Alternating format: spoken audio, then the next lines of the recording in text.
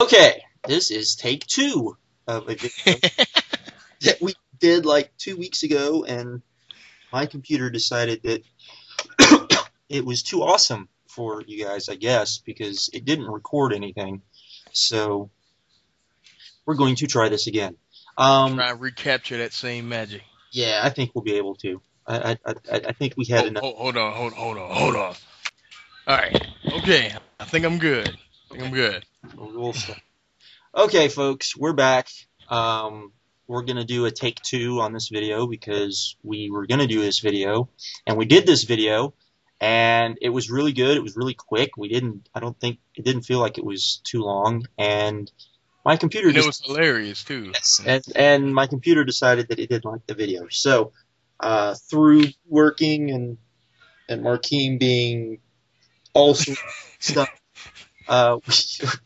we're finally getting to do this video. But what this video is about is comic book resources who, to all do, I will go off on the comic book news sites for various things. They do a pretty good job of giving you, I think, the news as far as letting you know when books come out and all of that sort of stuff. And if anything big happens, like they're like one of the first people to report it. And I respect them as a site. I just don't necessarily respect their fan base. Just put like well, I mean, excuse me. I guess a good example of what I don't like about sites, just to go off on a tiny little rant, is when the whole Star Wars thing broke with Disney. One of my first things I thought of is, I wonder what this will do to Dark Horse, because when Disney bought out Marvel, Disney at the time, their comics were done by Boom Studios, and as soon as that was no more, they pulled not only all of the stuff that they were doing, but they also pulled the back issues too. So left Boom kind of high and dry. Though there does seem to be some sort of like nice little like, okay, we got to take everything back, but we'll kind of be nice to you unless you use our talent sort of thing.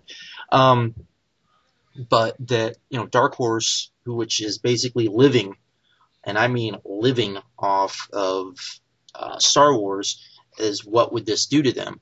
And they interview the president of Dark Horse Comics, and at no point do they ask, when is the deal up? Now, I understand you don't want to tick off, one of the major guys from one of the major, especially probably one of the two major secondary, companies, but you have to ask the question. You still think Dark Horse is second? No, secondary. I mean, like, that's what I'm saying, like, of the secondary companies that's not, non big two. You still think Dark Horse is second?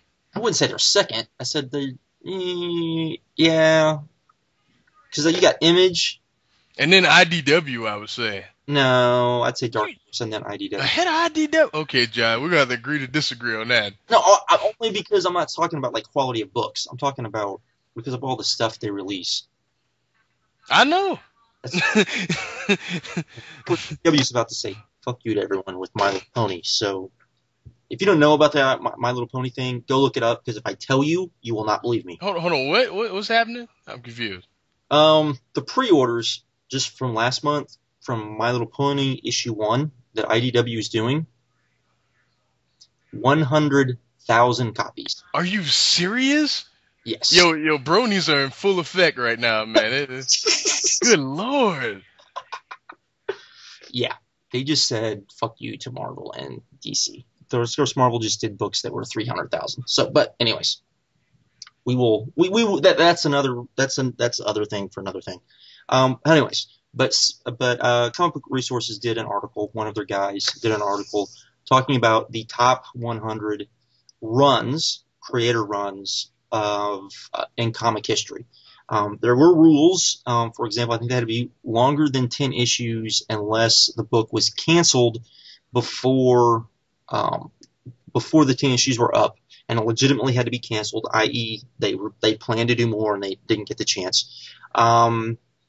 Also, couldn't be a maxi series, couldn't be a mini series, so no Watchmen, no All-Star Superman, Dark Knight Returns, none of that stuff.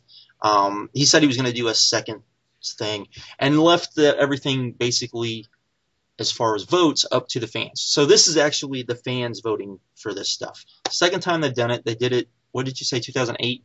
Is that when they did it the last time? 2007. 2007. 2007 where they did this last time. And so this is a fan vote. That said, we're going to run down it just because it is something interesting to talk about. I will say this. We will probably disagree. We disagree with some books and have some strong opinions of books that are on this list and that we're going to talk about. That said, I think it's still easy to say every book on this list you should probably go out of your way to read or at least try and see if you like it. They are all that good. I can honestly say that. Like at least the top 50. Those are like, yeah. I'd say all of them. I'd say the top 100. You think all 100? Yeah. We'll talk about that. I try, I would say. You know. Oh, okay. All right. I agree with that. I'm not saying they're all must reads. I'm just saying, you know, I think they're all good enough that they're definitely something you should at least look into. That said, as we said, this was the second time they've done this list, and there were books that were not on this list that were on the last list. Some for the reasons why we gave, because it didn't fall within the rule set. Others, I have no idea why we're on this list. So we're going to run down those books first. So these are the books that when we did this video last time, I'll just tell you I didn't delete I actually put stuff on this part we're talking about now that were actually on the list, and I think I got rid of everything on this video. So that is a good point of us, you know, redoing this so I could fix that. Hopefully we would fix that, but we'll see. But anyways, for example, we have Doug Monarch's Master of Kung Fu, which made the last list, did not make this list. This is pretty much the definitive Master of Kung Fu. Master of Kung Fu was Marvel's 70s answer to Bruce Lee. So, have you ever read any of this stuff? No, but I know that it's kind of influential, I would say. I know about it. Yeah. I mean, this is. I am kind of shocked that given, and I know he has kind of come back with kind of the revival of some of the 70s characters, but he was a big time character. You know, I mean, and I first got introduced to the character reading Marvel Team Up with Spider-Man, being that I'm a huge Spider-Man fan back in the day, and I read pretty much all the Marvel Team Ups, and he was in a few of them, and it was kind of interesting. I was like, ooh, this guy's good. And then you could get he's popped up a few times recently, I know. Yeah, and he was one of those that, you know, back in the 80s and early 90s, even before the boom, you could find, you know, they were good comics, and you could find them, you know, cheap, you know, probably cover price, you know, which, you know, would be anywhere between 50 cents and $1. So yes, I would say. The second, which is off this list, which I have no idea why this is off the list, because to me this is one of the most influential books. And it's crazy. Yeah, is Matt Wagner's Grundle.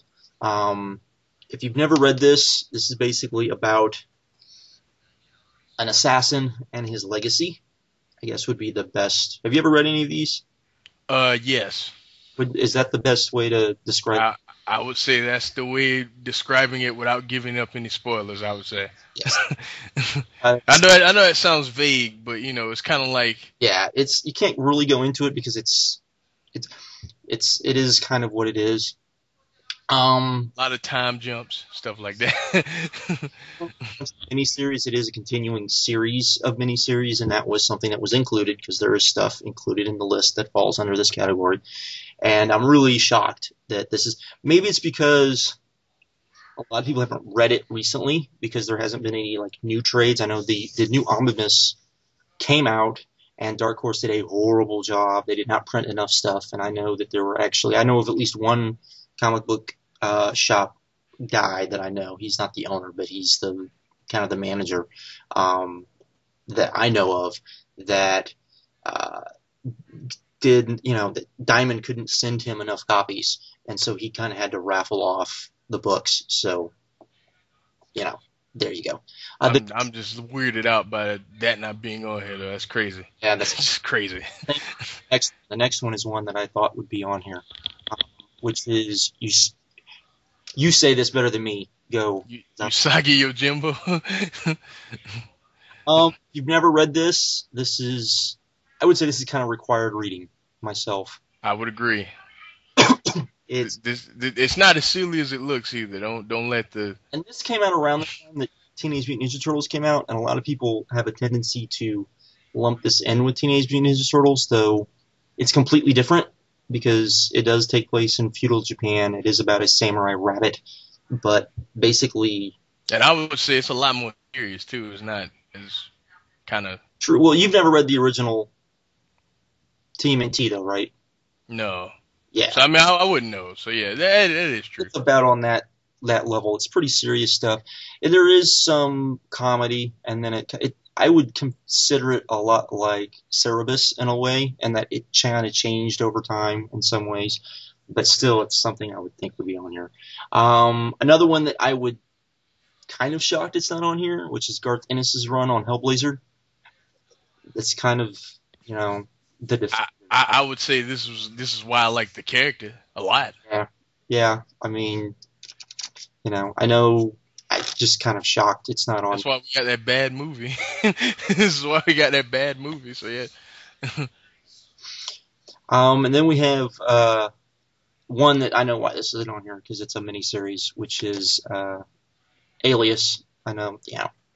It's great though. It's great. Yeah, it is good. I never got it because I thought it was when it came out because Alias had just started when this book came out, and I thought that that's what it was. It was about the TV series. Honest mistake, though. Honest mistake. Yeah, I was like, because I wasn't really, I went into comic book shops just to kind of go into them. I wasn't like keeping up with anything, so there you go. Another one which isn't on here because it's a miniseries. I love this though. I know, which is Morell's Green Arrow, the definitive Green Arrow, in many ways. I think would be safe to say. It's awesome. Y'all just check that out, please. I would say this: if you liked Kevin Smith's run on Green Arrow and you've never read this, there's something wrong with you. I would agree with that. Kevin Smith based his whole run off of this, so there you go.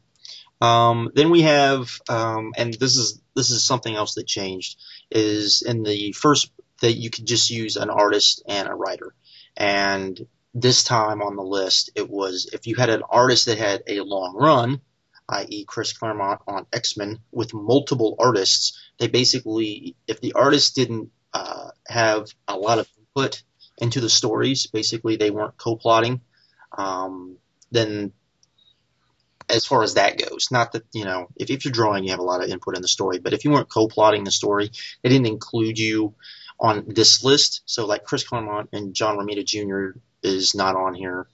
Chris Claremont and a bunch of other people from X-Men, from Uncanny X-Men, are not on here. So they're all lumped up into one group on the main list now. So I don't think that's a big spoiler. Because you already know what you're going to say. You already know. Like, before we even get into the list, yeah, I know who, y'all know. Mike Grindwalls, Captain America. Grindwalls, you said it right. Yeah. I'm a little taken aback that it's not actually on this list, though. Really? Yeah. Because, it's the second best Cap run of all time. True. It's a little weird. This is true. I don't know. The next one I think is a little weird not being on the list too. Yeah, I agree with that. True. Gru not being on the list is kind of surprising to me. I'm wondering if it's because a lot of people haven't read it. Like, not enough. I think people my age have read it. I don't know if a lot of people like your age, for example, have read it.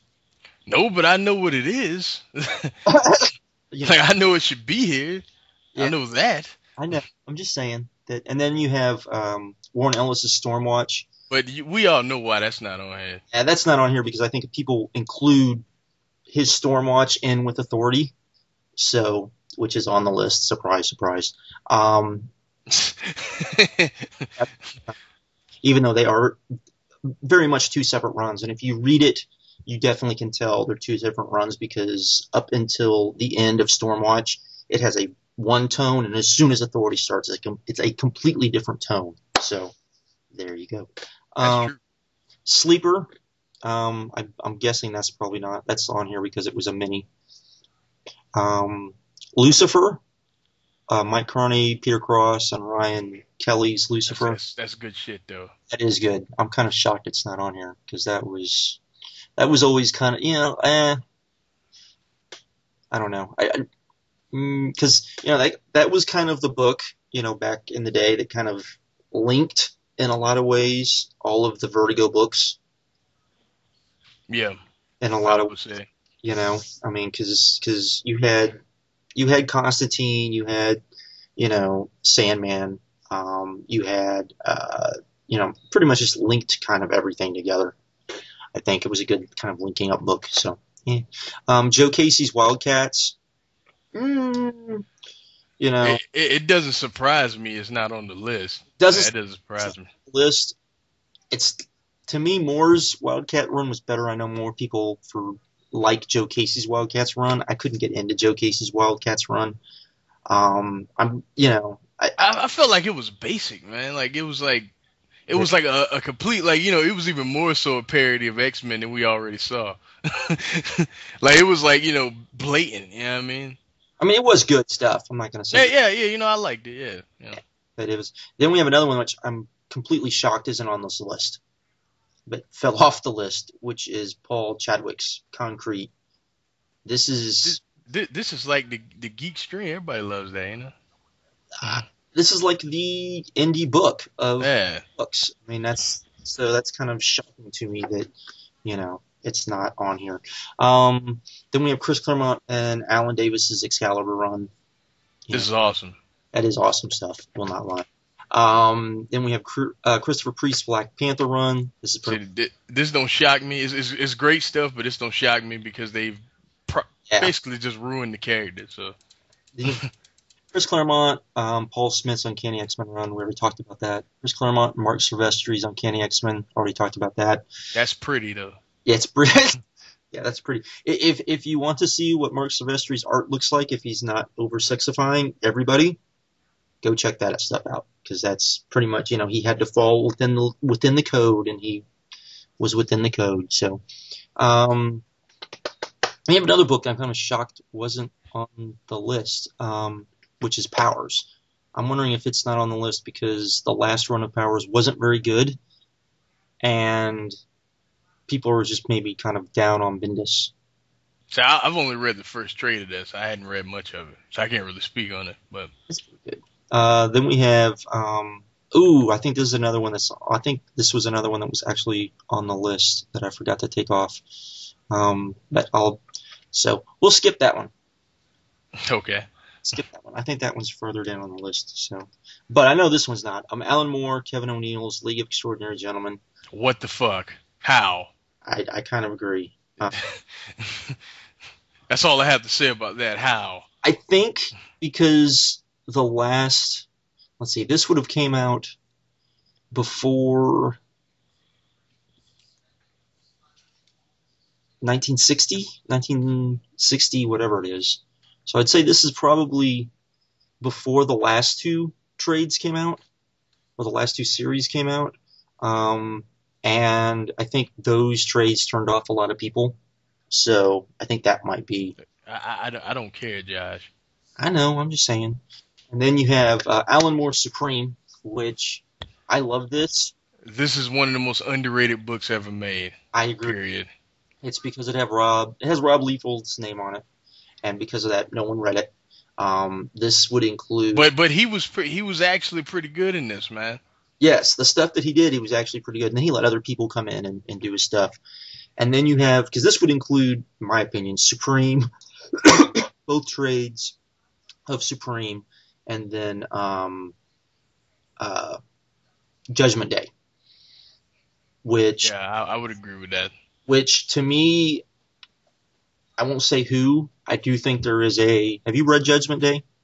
No. Okay, you should read it because to me there is a fairly popular writer that I think has ripped many elements of that story off to a degree that is kind of staggering.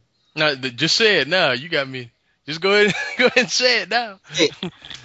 I'm just gonna say that if you've read it, there's definitely elements. I'm not gonna say it's a complete ripoff. It's just that it's been borrowed a lot. Judgment has a lot to do with kind of the origin of the whole Supreme Universe, and there's a lot of flashbacks, and there's a lot of like different heroes in different time periods, and you keep seeing these different heroes in these different time periods during the run. That sounds interesting. Yeah, and there's a lot of like there's like like Old West Ghost Rider character. You find out Troll's origin. There's a barbarian guy. There's a lot of like comic book icon type stuff. I got you. That it kind of mixes it together, and then the end is kind of weird homage to Jack Kirby. So yeah. Then we have one that I am kind of surprised is on here. Jeff Johns' Flash run. Back when he was awesome. Yeah. This is kind of surprises me. It shocks me too. It's probably the second best Flash run ever. With Mark Waid's being the first. So yeah, I would say so. Then we have Mike Baron and Steve Rude's Nexus. This is another old indie that I can kind of see why it's not on the list because of that, but it's still. I never actually read it. I would definitely recommend. I think it's pretty easy to find and trade. I think it's one of the ones that Checker does and trade. Then we have Grant Morrison and Frank Quigley's All-Star Superman. Talked about that. Amazing, but it's a mini. So. And then Frank Miller and Dave Masciucci. How do you pronounce his name? Mazzucci, I think. Mazzucchelli, something like that. Yeah. I believe that's Born Again. So, I mean, I think so. I think that's why it's not on here. Yeah, I think it's Born Again, which was a mini, so I think that's why it's not on there. And then we have one that I am kind of shocked it's not on. Oh, no, I think this one's on there too. No, it's not on there, which is Howard the Duck. Which never read it, so. The last series that came out, this probably would have been pretty fresh in people's minds. Pretty much a parody comic, and very good one. One of the better ones in my opinion. So there we go. Yeah, everyone tells me it's hilarious. So it's especially the Max run there was a Max run that was really good. The Vertigo parody is hilarious. He did it's okay. Parodied Vertigo, and not just Vertigo, but kind of a lot of the kind of the British writing style, I guess, or the British or Irish, however you want to put it. I know the Irish don't want to be called British, but that kind of writing style, where lots of cussing for no apparent reason, and there's a kind of a joke in where who's the lead character from Transmetropolitan? What's his name? God, man, what's his name? Him. He's like one of the main characters that Howard is with, and guy with bald head. Let's say that. Like cussing through the whole thing, and Howard keeps making the point of, if you cuss the whole time, then you miss the. It doesn't mean anything, right? It needs to be used to mean something. And at the end of the book, he says, what is that? He says either shit or fuck or something, and it means something because of when he says it. Okay. So it's pretty good. I think the first issue of the Max series, because that's the one that's freshest in my mind. So that has him kind of talking about like the boy bands and like Britney Spears. Okay. These corporate made like pop star type things. Can't remember. I'm trying to remember some of the other ones, but it's all kind of stuff like that. It's pretty interesting stuff. Anyways, let's get on with the real list now. Daniel Clow. Buckle up, everyone. Daniel Clow's 8-Ball. Now, I know you've never read this. No. I think I had read this, but then I went to my comic book shop and I just asked the guy, and he showed me a cover, and I was like, oh, I have read some of this. Yeah, 100's fine for me because to me this is if in my mind, because of the era in which I started reading comics, when I think indie comics, this is what I think of, which is off the wall, very Crumb style, or if I say Crumb, some people know what I'm talking about, some people won't. Um, um, um, Ghost World, very Ghost World-esque, but definitely not even close to as good as Ghost World. So, yeah, I would say this is very indie-esque. So a lot of people would probably read this and probably not like it, I would think. But there you go. There you go. And then, you still there? Yeah, I'm still here. Okay, you just got quiet. And then we have,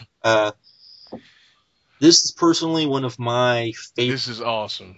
which is Steve Strenko's Nick Fury. This is how Nick Fury should be written, And drawn. and yeah, and drawn. Like this is amazing. This is truly astounding stuff. If you've never read any of this stuff, go see it. The art, I would Like say, like if you wonder why people just think Nick Fury is like kind of weak now, kind of a jerk. You know what I mean? This is why they respect him in the first place. Like yes, these stories in here, this just is like just crazy. this is late '60s, '70s Nick Fury, Cold War Nick Fury, with art that I would say really, even today, really stands up way ahead of its time. Agreed. The coloring in this is crazy. Yeah, I mean, especially for the time, it's insane. Anyways, then we have Talk about art, next level art. yeah, you got we got something that's way too low right here, right now. Stan Lee and Jack Kirby store Tales of Asgard. Okay, now, see, you know what. I kind of understand, a little bit, but this is kind of the second most like iconic Thor. I would say. I wouldn't even say, I would say obviously, fuck, help me out, Josh, the guy. Straczynski. I mean, No, fuck, not JMS. God damn it, Thor. Walt Simonson. Walt Simonson. I would say like next to Walt Simonson, this is like what people think Thor is. You know what I mean? This is like the Jack Kirby. You know what I mean? Just everything. Like this was like when people first saw Thor. I just don't understand how this is so low when this is as important as it is. I just don't get it. 98 is way too low. I I feel like it should be close to the top 50. I would say anything Stanley, Jack Kirby should be definitely top 50. Okay, there you go. See, Just my personal opinion. But then we have Terry Moore's Strangers in Paradise. this is good stuff. This is But good stuff. but I'm fine with it being 97. Yeah, it's not something that I think there's other kind of indie books that definitely are better than this and do a lot of the same things this does. That said, if you have never read this, and I know there's a lot of guys, probably most of the people hearing this will be guys. I know this seems very girl-esque, but go read it. Yeah, it's not what you expect. Like it looks kind of girly, but it's not what you expect. Trust me. It's you will fall you will I will say you will probably the three main characters you will definitely fall literally head over heels for as far as just loving some characters and really wanting to know what's going to happen to them and all of that sort of stuff. And if there's not a character in this story that you don't identify with, I think there's something seriously wrong with you. So I agree. then we You're not a human. have Jack Cole's Plastic Man. This is pretty much the definitive Plastic Man from the 60s. I think it's from the 60s. Josh never got into Plastic Man. I, Minus JLA. I love the plastic. I love Plastic Man. I love him because, in truth, he literally is one of the most powerful characters in DC. That's true. You can burn him, you can stretch him, you can do whatever. He won't die. Yeah, he is. He's not elongated man. Yeah, elongated man. He was basically just Mr. Fantastic. Plastic Man literally is, he can shape himself into a ball, he can do all these wild, crazy things, and the fact he doesn't see the world the way everyone else does, and that's part of who he is. He just doesn't see it, and the fact that he was a villain, that he was, like a basic criminal con man type guy, and just really like that. And him in JLA was always awesome. So there we go. Then we have Peter David's first run on X Factor. I'm cool with it being here because this ain't the second run, so I'm alright with that. That's fine. Agreed. We have Gail Simone's Secret Six. See, I feel like if you're gonna put this on the list, you can't necessarily put it ahead of anything. That's just me. Like, I feel like it should be like up, way up, like 99, 100. I was not. It's good. I just feel like we talking about the top 100 ever. You know what I mean? I know. Then we have Chris Claremont's New Mutants. This is awesome. It is awesome. This is back when the New Mutants were awesome, and you had people forget that you had Chris Claremont writing Excalibur, New Mutants, X Factor, and mostly before my time, people. All of that stuff kind of at the same time, and I think that's why the X-Men universe kind of worked, because he kind of just was able to do his own thing. So there you go. Now we have a book that Oh, go ahead, Josh. Sin City. Yes, I understand people have issues with Frank Miller. I don't give a fuck.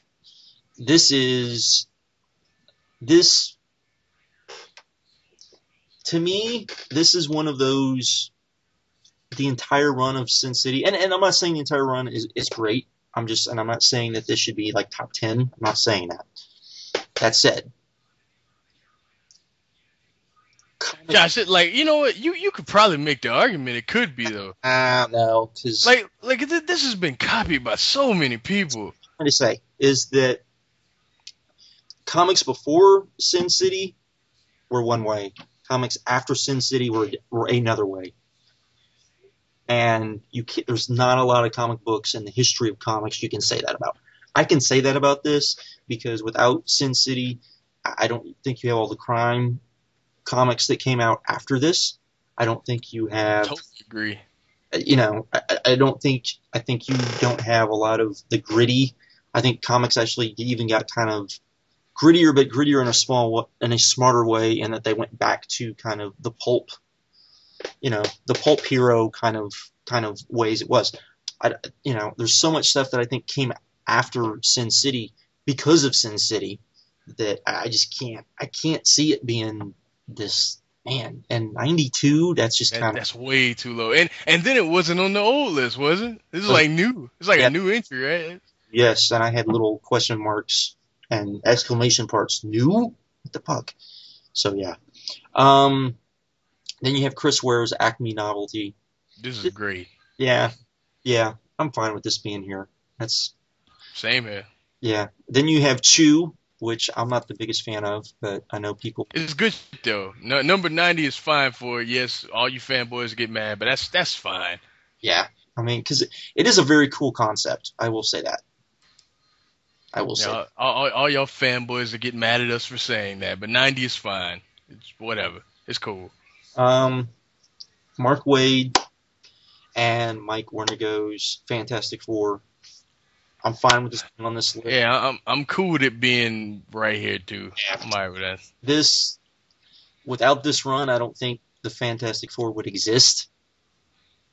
I agree. I seriously think that. I think the Fantastic Four would have gone away if it wasn't for this run. It's just, and I know people say, oh, they would never cancel the Fantastic Four. Well, I don't know. Then we have a book that I absolutely love, gush for. What you say? Huh? You cutting out. I said a book that I could definitely gush about forever. This is one of the best books, period, on this whole list. Seriously, I'm not kidding. This is Joe Hill, Gabriel Rodriguez's Lock and Key, and it is amazing. And it has been for years. You got me to read this, so it was me. Yeah, it was you. You got me to read this. because I was like, oh, I don't know. It looks kind of, and then I started reading. I was like, oh my god, this is great. Basically, what this is about a group of kids, a family of kids, in a house. Well, this is how it starts. This is the premise. In a house that there are all these keys and all these doors in this house, and they all do different things.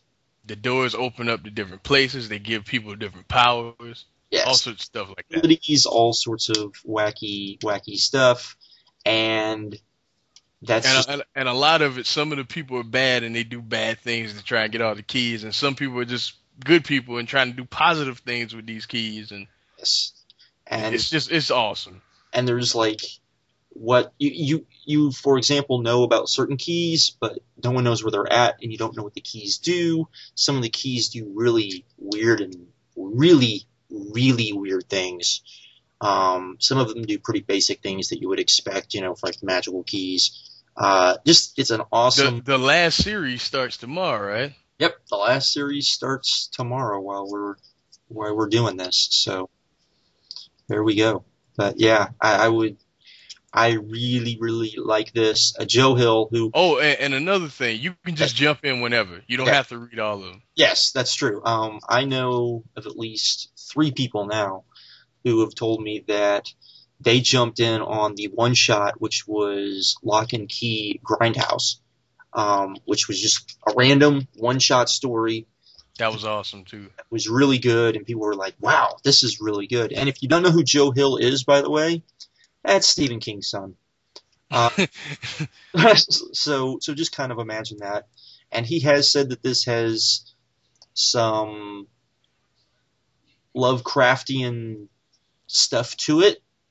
I haven't seen a lot of that in it, per se. There's some themes, but I haven't seen a lot in it, so I'm kind of curious what this last story arc is gonna be like. So I can't wait till tomorrow. Like, I'm getting so many books tomorrow, Josh. Me too, especially some from last week that I didn't get a chance to get. Oh man, I'm going crazy. Then we have Dan Slott's Amazing Spider-Man. I don't read this. I know a lot of people like it, but I don't read it, so I'm cool with it being right here. I have read some of it. It's very good. It's probably the best Spider-Man stuff that has been. He's doing the best he can with what he's given. Let's just put it like that. I don't like Peter. I haven't liked Peter since you can probably guess when. Get it? Want to elaborate on that, Josh? Here's the thing, and then here's a bigger thing, is I have actually seen comic book guys who've worked on Spider-Man say that, well, you couldn't have Aunt May die because Aunt May is who keeps Peter grounded. Really? Why? Like, why not? You can kill her, and you can have Mary Jane keep him grounded. That's her job. Man, I like if you gonna have her around and them not be together, that's fucked up. Like, just kill her. Exactly. I agree. So then you would at least have an excuse to do this nonsense y'all been doing. I just don't like Peter now. He's not. Shouldn't be in the Avengers either, but that's a different rant for a different time. So. But when it see, I gotta cut in. When it happened though, when New Avengers was launched, it had to happen though, Josh. Yeah, when I read it and the way that that Cap asked him to be part of the team and all of that, it made sense. I agree. But after Civil War, he should not have been an Avenger anymore. I agree. Well, I felt like a lot of people that were in the group shouldn't have been in the group anymore, but that is a whole nother rant. Okay. Then we have Brian Lee O'Malley's Scott Pilgrim. I completely understand why this is on here. I don't like it. I don't like this at all, though. But I get it. I feel like Scott's a jerk, and all the main characters are jerks. None of them are likable, and I don't like stories where no one is likable. So. Thank you. So, then we have Keith Griffin and Tom and Mary Burns, whatever. Legion. basically Legion of Super I think it's Beer Bomb, Josh. Beer Bomb. All right, Yeah, something like that. Legion. This is awesome. This will be in my personal top 50. Yeah, this is pretty much. This was Legion of Superheroes, which I don't normally read. I actually read, so Yeah, same here. Same here. well, maybe 5 runs of Legion of Superhero I ever read. So I've read 2. This one and Jeff Johns is on Action Comics. That's it. you've never read DNAs? No, never read it. That's like one of the only things about him I never read. There's another one on this list. There's another Legion of Superheroes on this list that I would definitely say people need to read too. So then we have Alan Moore, Xander Cannon, and Gene Haas, top 10. Go read this. Yeah. Go read it now. This is awesome. I love this book. I love this book to no ends. I even love Smacks, which I guess is I guess that's well, let's say you've got top 10. Well, you have top 10, season 2, Smacks, the 49ers. Is that the last one? I think that's awesome. Yeah. That is awesome. 49ers is kind of the top 10. And what top 10 is, if you don't know, is you have superheroes and you have a superhero police force that goes for superheroes and kind of their kind of stuff. It's very I've heard people say Hill Street Bluish or stuff like that, and it is. And it's I would agree with that. It's really good. I go and do it. Then we have a book. Oh. I would have, yeah. And that's Lone Wolf and Cub. This book, if you've never read it, yes, to get it, you have to. But you've seen it. You might not have read it, but you've seen it. Manga section. Yes, you have to pick it up. And I understand some of you are like, no manga for me. No, this is not manga. This is something totally different. This is Lone Wolf and Cub, this is what this is about. This is about a lone samurai and his son, and them trying to get revenge. And it is awesome. It is awesome. You've seen this parodied so much, like you don't even realize it. Yeah, you've seen elements of it. So stolen. All Frank Chris Claremont's Wolverine. There's a lot of influences from this book in that. This is the stuff, and yeah. This is way too low, way too low. Like this is everything that the Seven Samurai is to cinema. This is to comics. So there you go. I would go that far too. You know what, Jack? That's a good analogy. That is a good analogy. Because yeah. Okay. Now I'll let you go to the next one because I know this is one of your personal favorites. Oh, Ed Brubaker, Mike Lark, Stefano Gaudianos. I hate saying his name. Daredevil. Would I put it at 82? Probably not. But it is great. You know what I mean? And I feel like this is probably the third or fourth best Daredevil run. You know what I mean? And Daredevil, for the most part, minus twice in its entire history, has been pretty good. You know what I mean? And this is another example of it. So. And I'm sure you probably read the next one too. No, I haven't. I actually haven't. Really? No, I've never read it. This is Ed Brubaker's and Sean Phillips's Criminal. This kind of started his kind of pulpish crime comics for Image. I personally, everybody wants me to read it. I'll read it at some point. I think it's really good. I think it's kind of boring though in some senses. So I read like the first, I think, 3 issues and I was like, had no, So there we go. Then we have Joe Kelly's Deadpool. The only good run of Deadpool, so that's why it's on this list. Yes. And it should be. And it's the reason why Deadpool is popular. So. Yep. And it's hilarious. Some of the funniest shit I've ever read. Hilarious. Then you have Jim Starlin's Warlock. This is awesome. completely fine with this being on here. It starts, this is influential in that everything Jim Starlin did after this kind of comes from here. It goes back to this. So This is so great. Like Infinity Gauntlet, all that stuff, right? Yep. Pretty much, yeah. All started. Yeah.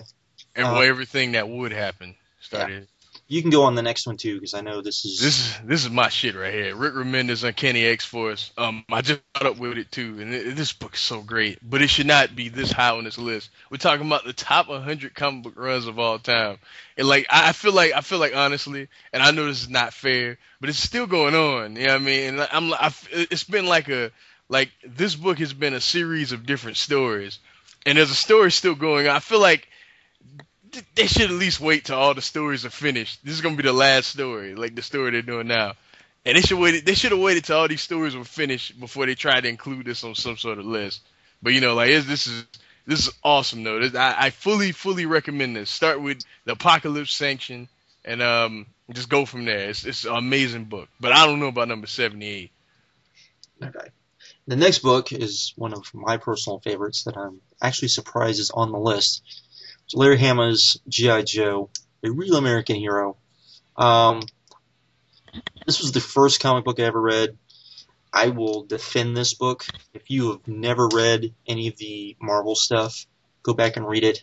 It's all definitely worth checking out. Particularly, I would say, the really good stuff starts about issue 20 and goes through about issue 80. So that's a pretty good, hefty run. And I think the book went to 120 something. So, and then now they've just restarted it. IDW just basically restarted this series. This is somewhat based on the cartoon, though it definitely differs. As, for example, Snake Eyes eventually starts talking in the comic book. Which that blows my mind right there. I just can't imagine that. There's the love. It's not a Duke Scarlet kind of love thing. It's more of a Scarlet Daredevil or Scarlet Snake Eyes. Now you said it right, Daredevil. Yeah. Scarlet Snake Eyes. Also, I'm trying to think of some other big things like you don't have any of the Cobra Law stuff. Cobra Commander is a person. His son is very much important to the stories as he does have a son. No one quite knows who he looks like. Does everyone know Cobra is evil in this? Yes. Okay, good. Everyone knows Cobra is evil, but at the same time they represent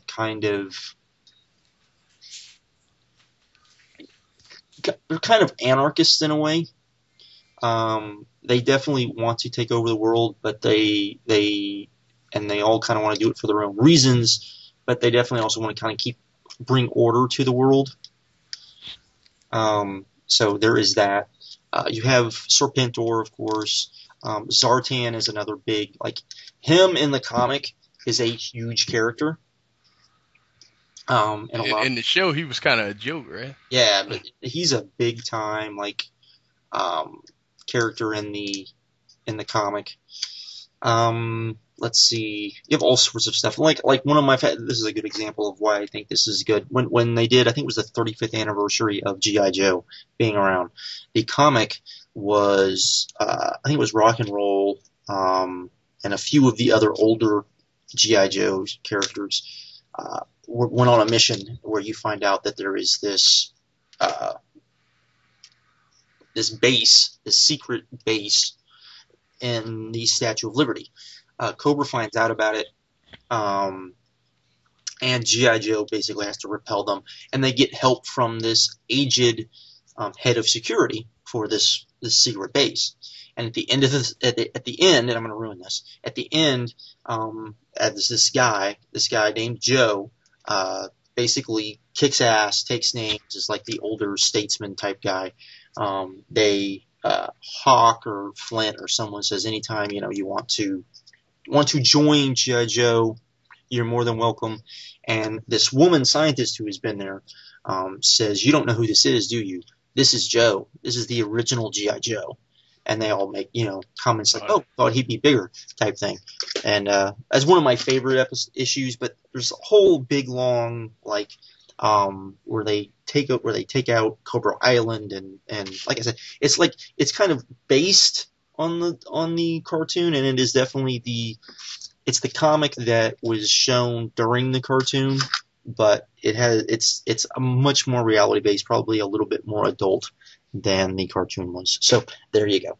So Josh, whenever you read, you hum the theme song in your head. Yep.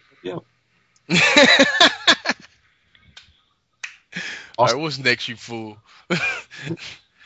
Denny O'Neil and Denny Collins, The Question. This is awesome. This is awesome. I'm fine with this. Number 76 is all good. Yeah, you can do 75 because I know that's your. Oh, yeah, this is another one that shouldn't be this. We got Kieran Gillen's Journey into Mystery, and this actually got 4 first place votes, which is nuts to me. But top 100 ever? Okay, whatever. But this is great too. I don't think it's better than Uncanny X-Force though, and I don't think it should be this high on the list. But if I don't know, this is after Siege when Loki was killed by that character that no one likes that they invented to fight the Hulk years ago, the Sentry. Back when he was killed by him, not Loki, Thor reincarnated him, but as a child. And this is because obviously Thor's stupid, because he loves Loki no matter what Loki has done all these years. He loves Loki and he reincarnated him. And this is like the kid pretty much trying to trying to make up for the stigma that he already has. People's like, you're going to grow up to be the trickster. We all know what you are. I can't believe Thor brought you back, blah, blah, blah. And this just ended exactly how we wanted it to, with Kid Loki facing off with his future demons. And it's actually a really satisfying ending. And it don't get me wrong, this is damn near flawless. I just don't know if it should be this high. I just don't know. But this is great though. I've totally recommend it to anyone, especially if you've been remotely interested in Thor. Maybe you saw the movie or something and you've been remotely interested in it. I recommend it to you. You should check it out. Fair enough. But it's too high. Too high. Then we have Stan Lee and Steve Ditko's Doctor Strange. This is something too low. We go from too high to too low. This is the only this is like one of the only times Doctor Strange has ever been cool. Why is this not higher? Because people have not read it. It's Stan Lee and Steve Ditko. You should have just saw that. This should have just been a choice, and they saw that and just been like, oh, okay, I never read it, but hey. I don't get it. That's some great shit right there. Okay. Then you have Peter Milligan and Mike Allred's X-Force / Ecstatic. Never read it. Really? No. This is really good. 73, Josh? Is that good? It's not that good. It's really good, though. It's definitely, I would say... I think a lot of people like it because it is completely different. It's never should have been an X book. It should have just been its own thing. My biggest issue is when they tried to incorporate it with the X-Men and the other X books. That always kind of bugged me because none of the X characters ever seemed to fit into the story very well. And I love Mike Allred. I can't stand seeing him draw characters that I've seen other people draw for years. Okay. I can't do it. It's just like, ugh. Can't do it. Peter Milligan's my boy, though. I love that guy. It's really good stuff. I would definitely recommend people checking it out. It's a lot like Runaways, I would say, in that way. Oh, okay. I'll check it out then. In that it's an X book, but it's not really an X book. You know what I mean? Because Runaways is technically an X book, but it's not really an X book. So. I got you. Then we have a book that. Wow. I don't know about 72 though. Wow. I don't know. But that's what I mean. I mean, it's pretty amazing because I think all the votes were calculated back in May. Yeah, but that does say a lot though for what they're doing though. Okay, and that is Scott Snyder, Greg Capullo, Jonathan Clapton's Batman. I agree. I feel like to be honest with you, and I'm gonna say this, and I can't believe I'm saying this, especially because I grew up with this dude. I feel like the greatest Batman run of all time is Denny O'Neil and Neil Adams. But I feel like right after that, it's possibly this. Seriously, and that's saying a lot. This is some stuff. And for this to even be this high, and they tallied this when you say in May or June. in May or how far were they into it then? It was what, 10, 11 issues then? Yeah. Something like, and for this to be 72, that's saying a lot about this book. I don't know if it's 72 though, but it is, in terms of quality though, it's up there with anything on this list. Yeah. I mean, I've heard a long time. I'm talking long time Batman fans. People that were reading the Neil Adams stuff while it was going on off the rack, saying this is probably the best Batman stuff in at least 10 years, maybe 20 years. So that tells you something. So then we have another one right after it that I am shocked is on the list too. It's another one just like Batman, you know? It's just like we got Mark Waid's Daredevil, and it pretty much copy and paste what we just said about Batman. Same thing. I can't believe this is this high, but it says a lot about this book though. Seriously. It's fresh in people's minds. You know, it's fresh, and new stuff is going to be fresher in people's minds, definitely. I think those are the two best books on the shelves right now. I think Daredevil was slightly better, but I think they're both on par with each other. So, there we go. Then we have Jeff Johns' JSA. I got no problem with this. This is like one of the best things he ever wrote. This is when he cared. You know what I mean? This is great, Jeff Johns. This is because this is the relaunch, right? This is the which was excellent. I liked it. You know. Then we have. Oh my god! Oh my god! I was just talking about this. Denny O'Neil and Neil Adams' Batman. This is the most important and greatest Batman run of all time. Why is it number 69? This is widely regarded as the greatest and most important Batman run of all time. Why is it number 69? What were these people doing?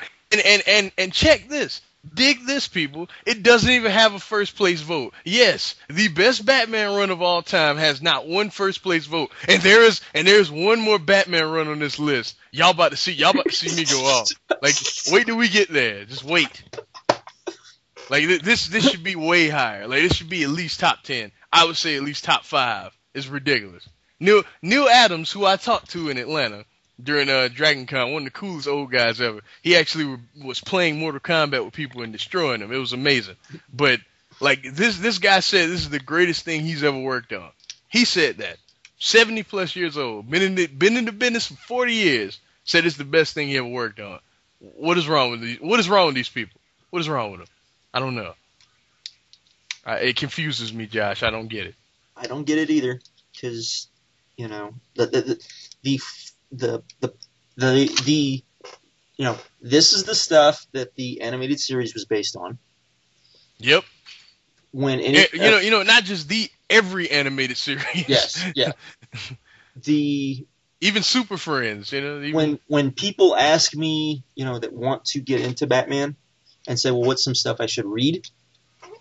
The stuff that I always give them is this stuff. And so that says a lot too. So there you go. Now, even before The Dark Knight Returns, I always tell them read the O'Neil run, because that's like what you probably know of. That's probably what you've seen the most, though. Right. So there you go. Oh boy, what's next? Okay, then we got Warren Ellis, Brian Hitch, Paul Nearly's Authority. I love this, but how you feel about where it's placed? I think that's about right. I mean, my biggest thing is there's a book ahead of this that is a ripoff of this book. Oh, okay, I know what you're talking about. That's a ripoff of this book. Authority, I love this book to death, and I love it. I love it to no end. I especially love this run, because this is why this was such a hot property. This is why when Disney, or not Disney, when DC decided that they wanted to kill the book because they owned it and they didn't like that it was as popular as it was for various reasons, um, that there was kind of a big outcry about it. Why? Because they needed a Golden Boy Batman to be the.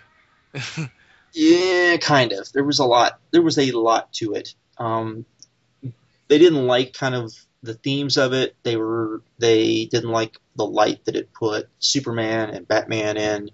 There was a lot. There was a lot to it they didn't necessarily like. That all said, this is the definitive Authority run. This is an awesome stuff. I love it. I would recommend everybody getting it because it's better than everything that has ever, anything that has ever ripped this off, which is the majority of the Ultimate Universe has ripped this off. Without question, in my opinion. You're the best, Josh. Without question, and lots of other stuff has as well. I would say that there's stuff in the New 52 that has ripped this off as well. Oh, Justice League Dark? not even counting, Stormwatch, which is a 52 book. Yeah.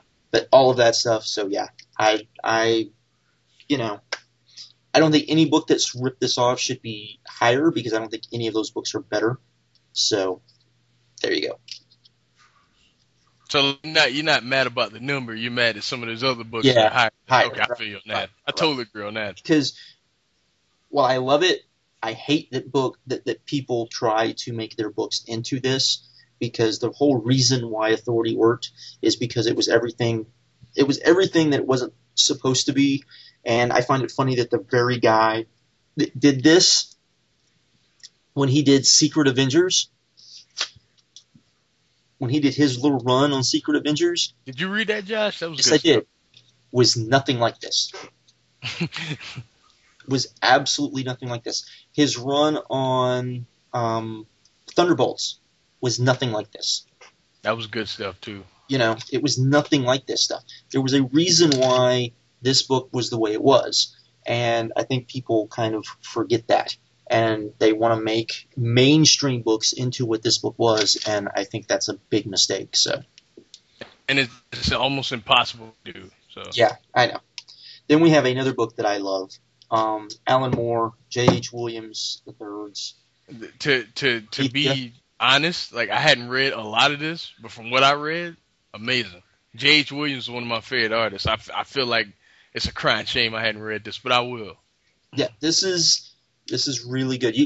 The thing you have to realize when you're going into this book, and this is the thing that I think throws people off, is this is basically Alan Moore explaining the way that magic, and I'm talking about like sorcery and all of that sort of stuff, and the history of magic and everything that incorporates, and pagan stuff and all of that, how it's supposed to work. And so there's a lot of that stuff in here. And if that doesn't interest you in any way, if that really is going to throw you off, then no, this is not a book you're going to like. But there is a lot of very good stories. There's a lot of good stories in here. It's a good telling of a story. Just excellent stuff. So there you go. Agreed. I'll let you do the next one because this is another. David Michelin's and Bob Layton's Iron Man. I'm fine with it being 66. Fine with it being on the list. I just feel like, and I'm probably in the minority, but I'm gonna go ahead and ruin it. Like Fractions Iron Man isn't on here. I feel like it's a little ridiculous. Like, say what you will about the dude. Say what you will about, his Iron Man run. But one thing you can't deny is that more people than not really liked it. And also, it made Marvel a lot of money. Like, I don't, like, this should be, don't get me wrong, this should be on here. You know what I mean? But I feel like Fractions run is not as important, but nearly as important as this. That's just my opinion. I think it's a little ridiculous. It's not even on the list. Just me. Understand. Completely understand. Completely understand. But don't get me wrong. Layton drew the best Iron Man ever. I'll say that. Okay. Warren Ellis and Stuart Emmons. Next Wave. I read this. It's Warren Ellis. It's Warren Ellis being. This is good. This is very good. I don't think it's better than Authority, but this is pretty good. So there we go. Then we have Denny O'Neil and Neil Adams, Green Lantern, co-starring Green Arrow. How did they let this somehow get higher than Batman? I'm sorry. Like I love this. I love this now, but come on, man. That's crazy. I think because people have a fonder memory of this because of the Speedy thing. Because of the Speedy thing. Because of the fact that they took on in the 60s and in the 70s, they took on like This was a very adult. Because it's more. Man, I knew you were gonna say that. And I think for the time, and I think people have good memories of that, and the stories are better in that sense. I don't know if they're better superhero stories, but so I could see that part of it. But Josh, nothing touches the debut of Ra's al Ghul. Nothing. But this is definitely too low. I agree with that too. Yeah, it's too low. This is like this and Batman in this. It's a damn shame that these are like this shouldn't be higher than Batman, but damn it shouldn't be this low either. This is I don't know what they were thinking. Seriously. Okay. You're totally right. You're totally right. Then we have a book that I think is too low. And this should be top 10. What the fuck? If you're gonna put this, it has to be top. This is. Josh, can we both agree? Can we both agree that this could possibly be the most influential comic book of all time? I don't think that's even debatable. Well, anyway, we're talking about Will Eisner's The Spirit. Yeah, this y'all, real shit. When you think when you think comic book show, like the whole stereotype of comic books, like the back pages of the newspaper and shit, like it's the Spirit that you think about, like Dick Tracy, all these other like masked heroes that have copied the Spirit. The Spirit is like the most influential hero of all time, I would say. It's ridiculous. 63? Ridiculous. I don't understand. I don't either, but again, this probably has a lot to do with people. 62 is too low too, but they're just doing great. This list is getting better and better. John Byrne's Superman is next. Josh, this is best Superman run ever, right? Wouldn't you say? It's like in a short list, It's like it's one of. It's like at least top 3. At least. This is up. Yeah, I mean, I think this is the highest Superman on the list. And at 62, that's too low. Yeah, because this is what people today think of Superman is based on this. Like the whole stereotype that he's like mindless and he's just a Boy Scout that just always does the right thing. That's because of this run. That's what people. Well, I mean, it was always that way, but. There's more, but yeah, I mean, what everyone thinks of it is because of this. So, yeah. And I love this next book, but this is too high. We got Ed Brubaker, Matt Fraction, and David Aja's Immortal Iron Fist. The art in this is amazing. Some of the stories in here were so intricate and great, and Iron Fist was so awesome in this, but 61 is too fucking high for this book, especially when it's higher than Neil Adams and Denny O'Neil's Green Arrow and Green Lantern and Batman. Ridiculous. Higher than Alan Moore and J.H. Williams' Prometheus? This? Come on, man. Really? Bob Layton's Iron Man is lower than this? Come on. Ridiculous. The Spirit is lower than this. Come on, man. Come on, really? Like, I bet Ed Brubaker would see this and be like, "Come on, really?" Then we got Robert Kirkman, Cory Walker, Ryan O'Tilley's Invincible. This is about right. I would agree. This is about right. I might put it a little higher. I might put it closer to 50. But this is awesome. This next one. This is shocking to me that it's this. I would think it would be higher than this. I'm cool with it being. I'll tell you why. Fine with it. You know why though, right? You know why it's this low. Yeah, I know why. It's because people are want to kill him now. But this is Brian Michael Bendis' Avengers. Like it's been so bad, like for a while now. That's why it's so low. But but it deserves a spot though. It was amazing when it first started. Yes. Bendis was on it, man. And then I would say this past year and a half, he's just been unreadable. I mean, it's just people like I've never seen people celebrate so much when someone was announced that they were off a book. It was like Josh. When the last time you seen some people this happy that someone wasn't writing something? Yeah, I'd agree. It's been a. Oh, we were wrong about Batman. There was another one before we get to your yeah. rant. Before we get to your rant. Oh, okay. I see it. Okay, I see it. Okay. That's the next one is Alan Grant, Norm Bayfield's Batman. I like this. This is I great. like this too, but this shouldn't be higher than O'Neill and Adams, but it's great.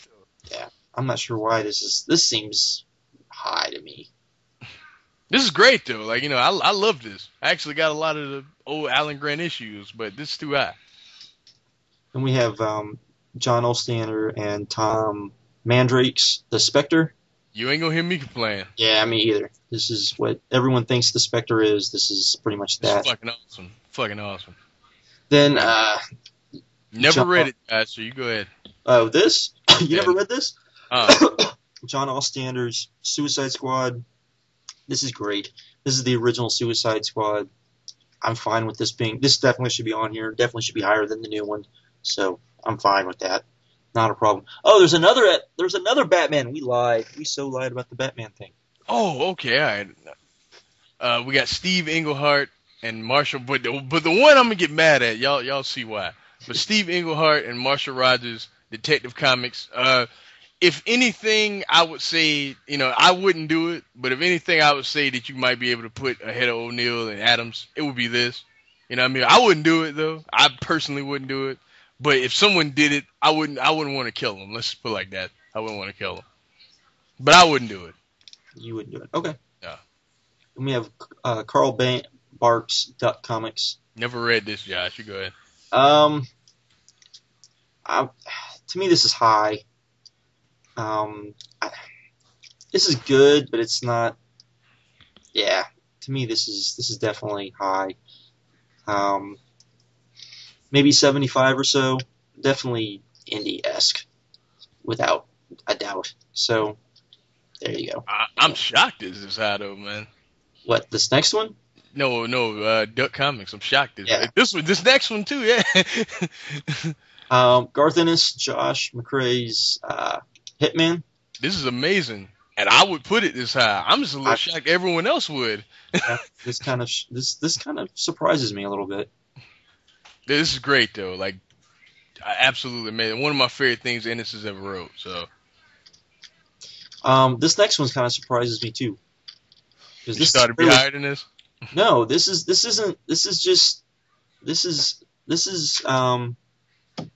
because his Fantastic Four run is farther down, I think. Oh, so this is just Future Foundation? I think this is just Future. Well, then, yeah, I'm shocked. Let me see. Da-da-da. Da-da-da. Da-da-da. Let's see here. Oh no, maybe that I don't know. Okay, now I'm shocked that it's that low because I think that is both. It's John Hickman's Future Foundation, Fantastic Four, everything involving Reed Richards, pretty much. Yeah. This is all this stuff has been. Like, I hadn't read all of it. I've read all of Future Foundation though, and I've read a lot of the Fantastic Four. I've been going back and reading a lot of it, and Okay. This is incredible. This is probably second best Fantastic Four run of all time, probably. You need to go read Shield. Yeah, I read Shield. Oh, you read Shield? Oh, yeah. Yeah, because that just adds more to this. It's like the backup story to this. Yeah, I agree. This is like everyone kept like talking about it. I was like, hey, it's the Fantastic Four. I don't know, And oh yeah, forgot to mention, I've never liked this group. I grew up not a fan of the Fantastic Four, so that should tell you everything you need to know. And I finally, I read it, and I was like, oh my god, this is awesome. And then and then they quote unquote killed off Johnny, and I was like, and they did it well. Like it was I was like, this makes sense. And when they killed him off, they did a story with Franklin and Spider-Man and Spider-Man, and that is some stuff. If you don't cry, you're not a person. Like you're not a human. If you can read that and not cry. And to Hickman's credit, the man said basically, "Fuck this." Franklin is going to have his powers. I'm going to use his powers. Yeah, Future Foundation. Yeah, because it's stupid for him not to have powers, and so yes, God Franklin Richards is back as a little, however old he is, kid, and pretty awesome stuff. Now, Josh, where would you put this though? I'd put it, man, 80s maybe. Maybe it's too new to be this high. I don't know, Josh, but it's that good though. It's like it's that good. It is good. Like in terms of quality, like it's better than a lot of the stuff after it. I don't know, man. Yeah, it's true. Oh, this next one. Oh, this next one. Can go on the next one. Oh God. Go on. Jack Kirby's Fourth World. How is this any lower than top 20? How?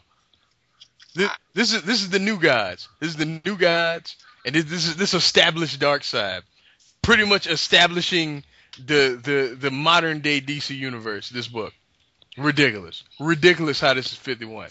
Ridiculous. I would agree. I would probably put it top 20. Crack kills. I'll just say that crack kills.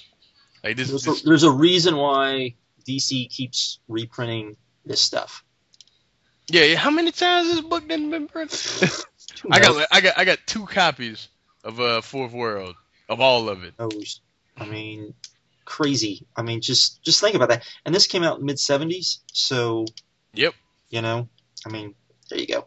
Then we have Brian K. Vaughan and Tony Harris's Ex Machina.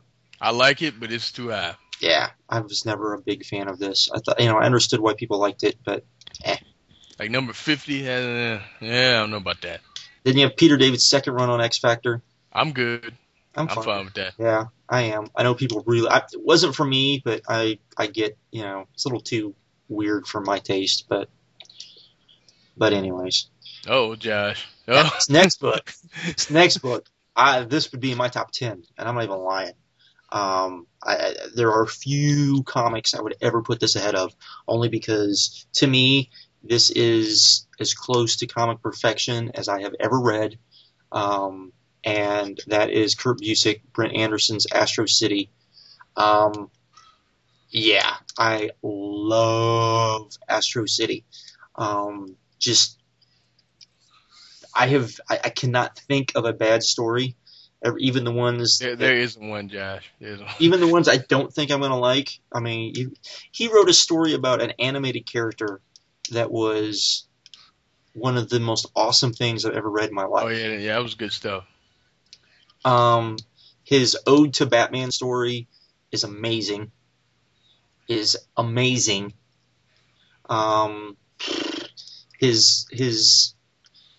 Captain America story is amazing. Boy, you ain't kidding. Literally, I got done, and that's Silver Agent, I think that's the last thing that's came out. And I think Silver Agent was the last thing that came out. Yeah, and you ain't kidding about Amazing either. Because I got done with it, and I was like, and I told Markeem, I was like, imagine if that was Cap. And you were like, oh my God. After you read it. Because you were like, because you can so see it. I mean, because this is their version of Captain America. And Astro City, Captain America comes before Superman. And so their Superman character comes out. He's awesome too. Yeah, the Samaritan is awesome too. And they got a Wonder Woman character, don't forget that. Yes, yeah, because they actually kiss. They go on a date in the first trade. And I think it's the first trade. Yep, first trade. I think that's in the first trade. There's all sorts of awesomeness in this. Just about anything you can imagine. Just greatness. Yeah. And I think the one thing a lot of people overlook too is Anderson's artwork. Like his artwork is like up there with anything ever. Yeah, it fits. That's the thing. Yep. It fits. I think it probably suffers because his art is so different from Alex Ross, who does the covers. So, you know. Yeah, that's true. Because the covers are some of the best shit Alex Ross ever did, though. Yeah, I agree. Then you have Paul Levitz, Keith Griffin, Larry Mann. I won't even try to pronounce that. Malhusted. Malhusted. Legion of Superheroes. This is pretty much the definitive Legion of Superheroes. So. And I've never read it. This is good, though not great, but it's good. I would say. I can read it and be okay with it, but yeah. You have Dave Sim and Gerald's Cerebus. Yeah, I'm shocked this got 10 first place votes, though. I'm not. I mean, this is... I mean, it's great. You know. I just didn't think that many people would vote for it first. True. People are pretty... Excuse me. People are pretty low on Dave Sim. That's why I'm a little shocked. But you cannot overlook the importance of this book and how great it is and all of that stuff. So there you go. That is true. Then you have fuck this. Grant Morrison's Invisibles. Whatever, man. It's all right. Yeah, I ain't gonna act like it sucks. I really like this, but this is too high. Agreed. You know, and I'm sorry, I may come off as a little biased, but I don't like this dude. I'll be real. I'm not gonna act like I don't. I just don't. I'm sorry. I don't like the guy. I apologize. Okay. Then we have Roger Stern and John Romita Jr.'s Amazing Spider-Man. I'm cool with that. I'm fine with that too, because that's just pretty awesome stuff. Then you have Brian Azzarello's. I love this book. And Eduardo Risso's 100 Bullets. I love this. This would be in my personal top 10. But you know, I'm fine. I'm fine with that though. But I love this book. 100 Bullets is so great. Every story teaches you a lesson at the end, teaches you to not fuck with people, to not lie. I love the art in this book is incredible. I love this book. This is the best thing Azzarello has ever wrote. I love this book. That's saying something. Because he's wrote a lot of great shit. Yeah, I mean that's definitely saying something. I mean, hell, he's making Wonder Woman cool now, so you know, come on. True. Then you got Roger Stern. Oh, Josh, did you know? I hate to cut you off, but did you know issue 15 they're bringing back the new guys in Wonder Woman? Like, really? Yeah, Orion's gonna be in it. Really? Yeah. Okay. See, the new 52 is fine because there is an Orion. It pissed me off when they killed Orion. Okay. I was like, what? What?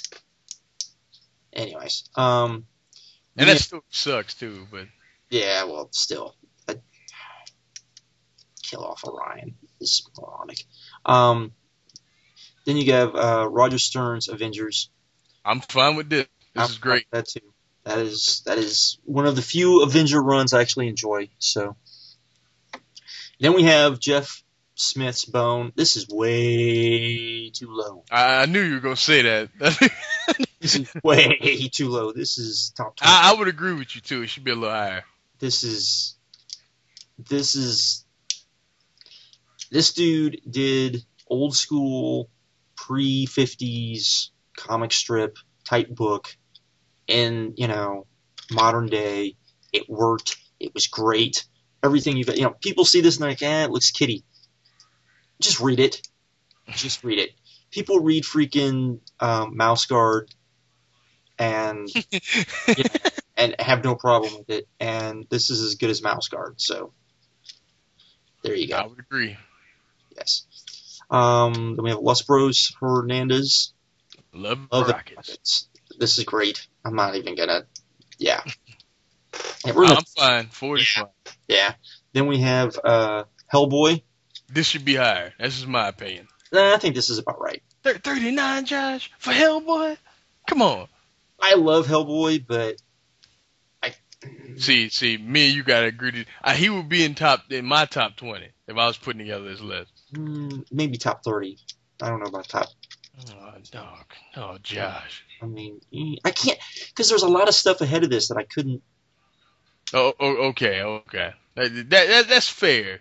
I see one thing though but anyway, what's the next one? Alan Moore's Marvel Man, Miracle Man. You talk about this a lot, but I've never read it. So I will tell you this. I know you've never read it. There is a new version of A Way to Read It that came out this week. So, okay. If you ever have wanted to, we thinking the same thing. You were thinking the same thing. Okay, all right. Thinking the same thing. Because the only way you can read it, I'm just telling you, unless you know someone that's got it. Luckily, in Houston, I knew a dude that had the trades. So, okay, that said, I do recommend everyone reading this and continuing on with the Neil Gaiman stuff.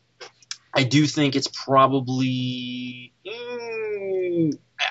I don't think enough people have read it for it to be this high. I think that I could be. That says a lot then, because that means a lot of people think highly of it. You have technology now, and maybe people, thanks to technology, more people have read it.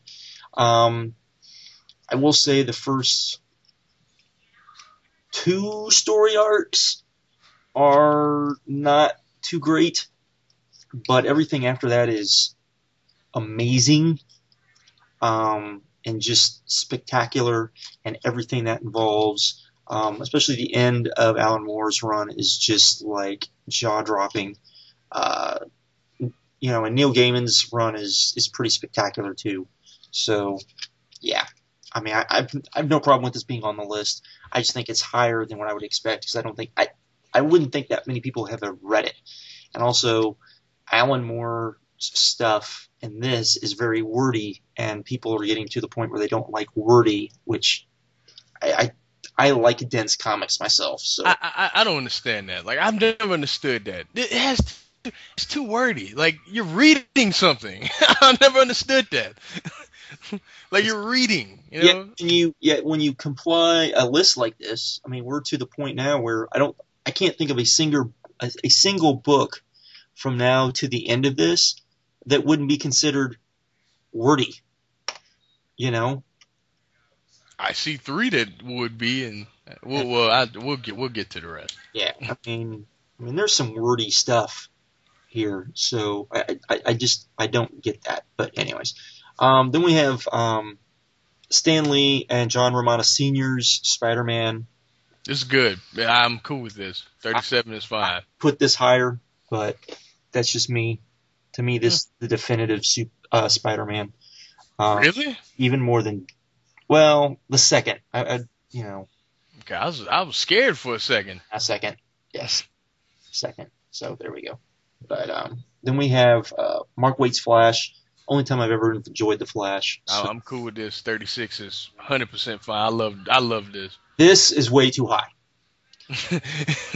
I was waiting. Here we go. I'm gonna let you go. Blind Pitches Ultimates. This is them, and I love this book. And the first time I read this book, I loved it. I think this book has aged horribly. I think if you go back and read it, I don't think it's nearly as good. Because I think one of the reasons why it was good is because it was kind of shocking. But to me, the more I've read it, the more it's dawned on me this is just a ripoff of, especially when you read Mark Millar's or Millar's Authority run. This is such a ripoff of Authority. It's just not funny. I mean, it's just like, really? So yeah, not my cup of tea. So you saying you switched this to where Authority was? Yeah. All right. Yeah. Then we have Brian K. Vaughan and Adrian Alphanas. Runaways. This is fucking incredible. This is if y'all never read this, y'all need to. Yeah. Seriously. Yeah. Now the Runaways after this is horrible, but up to this, I wouldn't say horrible, but I wouldn't. It's all right. Yeah. It's not this though. It's not this. Yeah. And then this is a book you've been trying to get me to read forever. Jason Aaron and R.M. Guerra's Scalp. I think people are too caught up in the moment. This just ended. You know what I mean? Some people are like, oh, because the last issue was amazing. A lot of people were like, oh, this is great. Blah blah blah. I don't know if it should be this high though. Like it's an incredible book though, but I think people are just way too caught up in the moment with this. Okay. Because it ended in such a awesome way. Then we have Grant Morrison's Doom Patrol. Yeah, whatever. See, this is you would like this. You would like this. I know. Okay. I know it's Grant Morrison. I know, but you would like this. Yeah, you sound like all those people that tried to get me to read Happy, and it happened, and I wasn't happy. You sound like those people. Did I read Happy? Did I say you should read Happy? No, you didn't. But I'll check it out. This is the only book, the only Grant Morrison book that's not on this list, and I'll just to tell you, I would say to go read is that's been out recently would be Flex Metallo, which is good because it's a Grant Morrison book and it's the way you want to read Grant Morrison book and it's what you expect a Grant Morrison book to be. So there you go.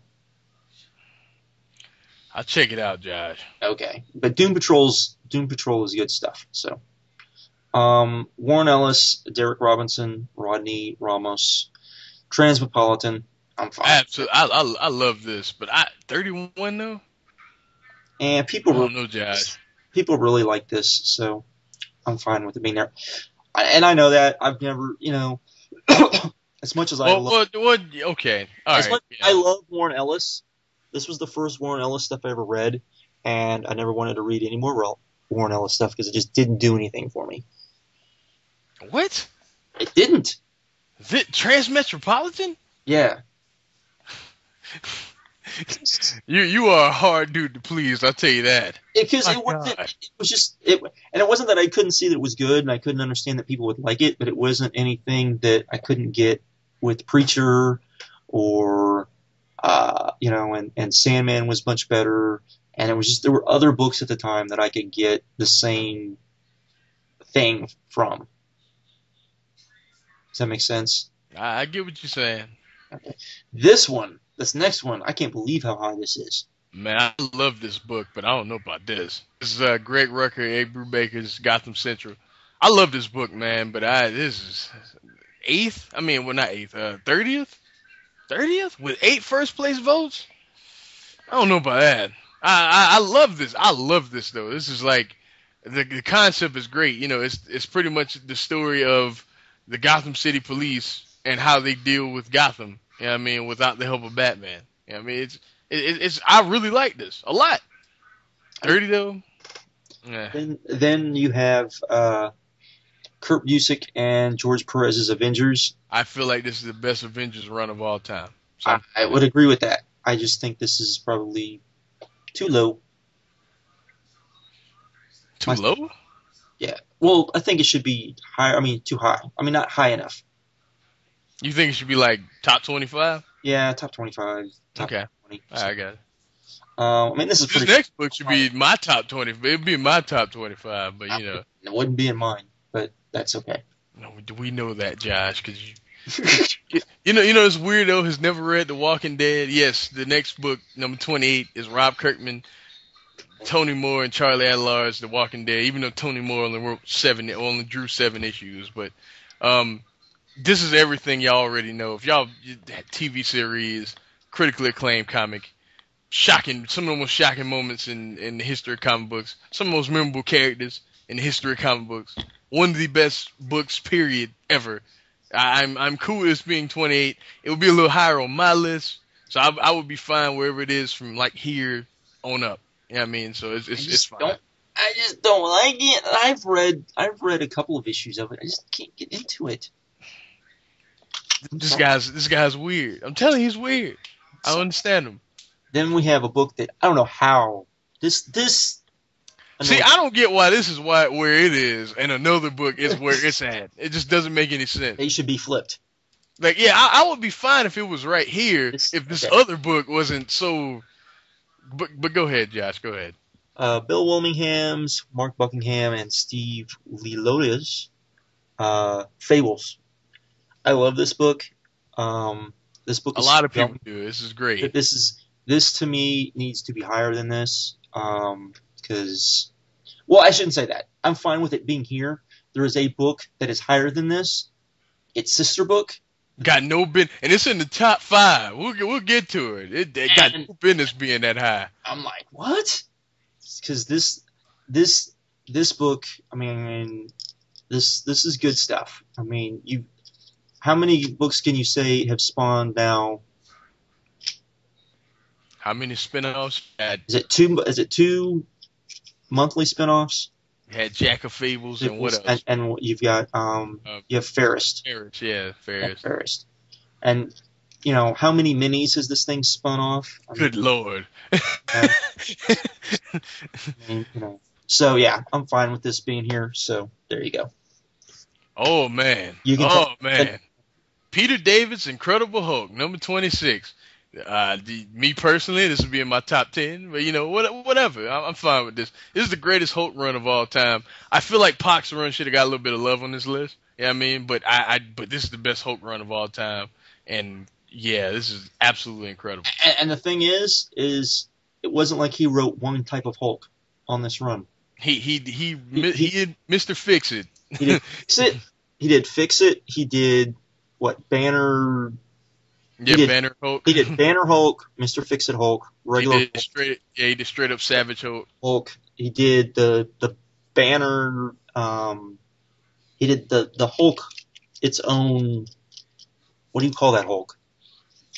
What you talking about? The one that's not Banner, but you talking about when he split apart? No, yeah, when he's like he's like smart, but he's not Banner smart, but he's. I forget. I know what you're talking about. I forget. He's he's his own separate thing. And then of course and then I guess what Mephisto or whatever his name is. Yeah.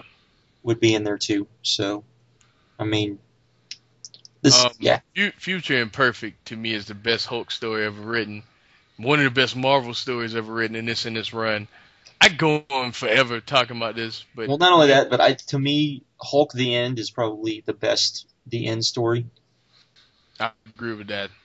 This is incredible. Because there you go. Then we can gush. We can both gush over the next one. Oh my God, I love this too. This is my favorite thing. This is not the best thing this man has written, but this is my favorite thing he's written. And to me, I would put this in 1 or 2 on my list. Oh really? Yeah. I will go back and read the entire series. When I go back and read this, I read the entire series. Oh, okay, Garth. I mean that's saying something. But this is Garth Ennis's Punisher. Incredible. Like to me, I feel like only 3 people should now write the Punisher ever: Garth Ennis, Jason Aaron, Greg Rucka. Anybody else touches him? Oh, I'm thinking of the other book, not this book. Never mind. What you think about? I'm thinking of the other book. Oh, okay, all right. No, but the other people. This is incredible.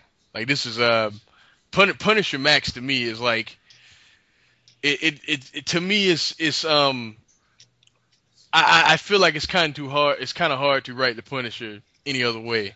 Yeah, I mean, with him being, not having powers and, him being pretty much a normal guy that happens to be very good at killing people. You know what I mean? And I felt like that was the only way to write him. And Ennis was able to do it in a way that it wasn't insulting to your intelligence, man. Like I love this book. I will say this. Out of Garth Ennis's Punisher stuff, because I was thinking of Preacher, but Garth Ennis's Punisher stuff. Preacher's way I know. I don't know why I was thinking. I think I just kind of glanced. Born is amazing. Oh my God. Especially I love that. Somebody like myself who read the NAM back in the day. Yes, I'm old. You can say it. I didn't have to. Because it was really good. But that Bourne was just, I was just like blown away by it. So That picture where he finally makes the deal with the devil and everyone's dead, is that not the coolest picture you ever seen? yes, that is awesome. So anyways, And this was great. I don't want to talk anymore about this. I could, but I won't. we have John Byrne's Fantastic Four. I'm cool with this. I'm fine with that too, because this was pretty much before Hickman's run. This was pretty much the Fantastic Four run that everyone, you know. It's probably the best in terms of quality run of all time. I wouldn't say that. You think Hickman? You put Hickman's higher? No. I would put the one that's. Well, I think that was the most important. I think this one is. Well, whatever. We'll talk more about it. Okay. Then we have a book that you can, or no. But I'll admit I like this though. I won't even act like I don't. Grant Morrison's Animal Man. I really like this. I won't even lie. I don't know about 23, but I really like this. Yeah, a lot. This is good stuff. I mean, this is why Grant Morrison is who Grant Morrison is. So, like, I give him his props there. I won't say much bad about that. That's great stuff. Oh, this next book though, this is one of my favorites. Ed Brubaker's Captain America, best Cap run of all time. He did a lot of things that a lot of people didn't ever do with Captain America, i.e., bring back Bucky, and he did it in a way that wasn't stupid. Like I don't care. Oh God. Well, this is Josh. People, most people would agree with me that he did it in a way that I understand, but like he wasn't offensive. You know what I mean? He did a lot of he did a thing where he killed Cap. Well, Millar killed Cap, and he handled the death of Cap probably better than the actual event did. And he put Bucky in as Cap, and then when they brought back Steve, people were complaining about Bucky not being Cap anymore. So think about that. That's how good he did this entire run. Everything was just his best, one of the best, superhero runs of all time, in my opinion. Okay, there you go. Then we have Joss Whedon and John Cassidy's Astonishing X-Men. This is too high, in my opinion. I would agree with you. I like this, but this is too high. Yeah, I like everyone gushes over this, and I just think it's just really good. I don't even think it's that great. I would put I don't know. There's some other. I don't know. I just can't. No. I mean, I really like this. I really like this, and I think the people that really like this are the ones that by the end of Morrison's run on New X-Men wanted the X-Men that Joss Whedon gave us.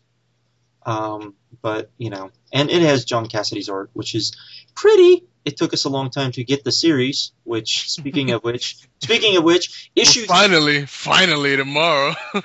And issue 3 has been delayed.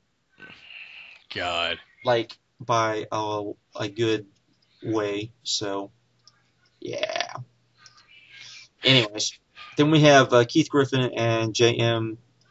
DeMatteis. Justice League. I'm cool with this. It's fine. Yep, I agree. I never read this, but everyone that I know of that has always said it's really good. So, then we have one of my favorite books of all time. And you think it's in the right spot, though? I think it should be higher myself, because to me this is awesome. I take that back. I have only ever read one book now, and that was Hickman's Shield, that I would say is like this book, and that is Warren Ellis's and John Cassidy's Planetary. Oh my God, this is. Yo, was this the book with the floating skull? The floating skull. Yeah, was this it? Am I thinking of the same thing? You're not thinking. No, this is the one where. Didn't they have a character with like a floating skull or something like that? No. Oh, okay, never mind. No. This is. What am I thinking about? Am I making that up? There's a couple with floating skulls. Yeah, but go ahead, Josh. Okay. This is the one where you've got the group of 3 heroes who are running around, basically doing the finding the secret history of the Earth, and like the bad guys in this, the bad guys we visually find out are the Fantastic Four. And it's much more. Oh, okay, I remember this now. Okay. All right. I was getting ready. And they called them the Four, right? Four, yes. Yeah. Okay. Yeah. Okay. Yeah. This is awesome. Okay. Yeah. It's pretty much kind of it turns out being kind of a history of comic books in a way, and a lot of things talking about comic books. You have a Doc Savage character that they bring in. You have a character that is they do a Hulk story, which is really good. Which I don't think if you've read it, you would remember it. Yeah. I do. They did they had a story with a Tarzan type character and some other stuff. But this is excellent. This is one of my favorites. I will go back and read particular issues of this all the time. So there you go. Yeah, this probably be in my top 20 too. Love this book. Okay. This right here, this would be in my top 10, right? I think I think you got more books in your top 10 than spots. Okay, well, they'll all be tied for 10. But this is Jeff Johns' Green Lantern. I talk about this all the time. Like Josh, I know he's probably sick of me talking about. I feel like Johns doesn't care about anything but Green Lantern at this point, and it shows when he writes all this bullshit he puts out. But this book to me is why he even matters. You know what I mean? Because he took a character like, I love Ron Mars, but he took a character that was kind of floating and like, didn't have much direction. You know what I mean? And he was like, fuck it. When they gave him the book, he was like, fuck it, I'm gonna bring back Hal Jordan. And people were like, really? How you gonna pull this off? How that's gonna work? And he did it, and it was great. And so much stuff spawned from that. The Sinestro Corps War, which I feel like is the last truly great event DC has done. You ever read that, Josh? No. They did like a lot of cool stuff. Like they had like this thing where like Sinestro had like his entire this is when they created the Sinestro Corps, and when it was first created, they had like Cyborg Superman and Superboy Prime and a ring came through Scarecrow and like passed him over. It was like a really cool moment. And it was just this was awesome. You know what I mean? And like he did a lot of stuff that made Hal seem like an important player in the universe. Blackest Night, everything else he's done. I feel like that this is the definitive Green Lantern. And I feel like that no one else at this point should write Green Lantern. That's just my opinion. I love this. This is incredible. This honestly, this will probably be in my top 3, to be honest with you. I love this. Wow. Okay. Yeah. That's how much I love it, John. That's good, because I know. I have Reborn, and I really like Reborn. So. Oh yeah, that was. I have the. That was Alan Scott at the end, right? Yeah, I've got what's their pristine edition thing, DC's. Oh, the Absolute Edition. Yeah, Absolute Edition of that I got. That's the one I got for $8. Oh yeah, you told me about that, and I spent like $30 on that damn. So okay, then we have Brian Michael Bendis' Ultimate Spider-Man. This is something I'm on, Everyone loves this though, I ain't like it. I liked it up until they redid the Clone Wars. Yes, they redid the Clone Wars. I think he did it. I think he did it trying to prove that it was a good story, because it's not. Everything I've ever read said that the premise of the story that Byrne gave to Marvel was supposed to be this amazing thing. And I agree, because the first probably arc of the story is really good. But as soon as they switch spot, as soon as Peter and Ben switch spots, it was like okay, and then it just kept going and going and going and going.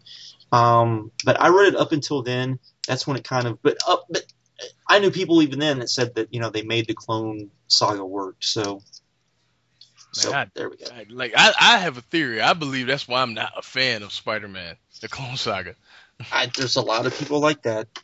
Like, it was happening when I was a kid, so Well, I mean, the first arc is really good, but